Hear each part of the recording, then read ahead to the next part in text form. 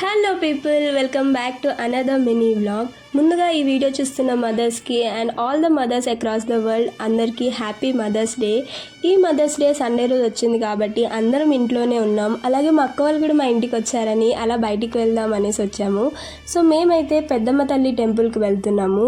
చాలా రోజులు అయింది పెద్దమ్మ తల్లి టెంపుల్కి వెళ్ళి కూడా. నా ఫస్ట్ వ్లాగ్ మమ్మీ డాడీ వాళ్ళ 25th యానివర్సరీ రోజు వెళ్ళాము అండ్ మళ్ళీ ఇప్పుడే వెళ్తున్నాం అనమాట. ఇంకా మా అమ్మ పండు ఈ టెంపుల్ని విజిట్ చేయడం ఇదే ఫస్ట్. మా బావగారు ఒక్కరు మిస్ అయిపోయారు.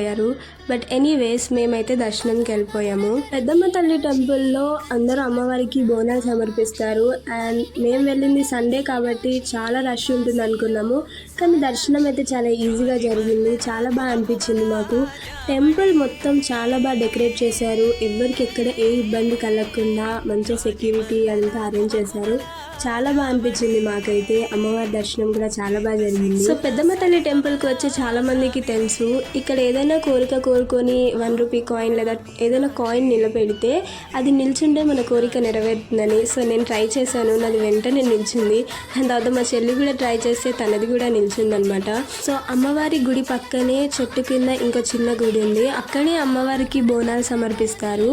ఇంకా దర్శనం చేసేసుకున్నాక బయటికి వచ్చి ప్రసాదం కూడా తీసేసుకున్నాము. అలాగే ప్రసాదం కౌంటర్ దగ్గరే మనకి శ్రీ లక్ష్మీదేవి, శ్రీ గణపతి, ఇంకా సరస్వతి దేవి ఆలయాలు కూడా ఉన్నాయి. వాటిని కూడా దర్శించుకొని బయటికి వచ్చేసాము. సో ఇక్కడ నుంచి పెద్దమ్మ తల్లి టెంపుల్ వ్యూ ఉంది. ఇది కూడా చాలా బాగుందన్నమాట.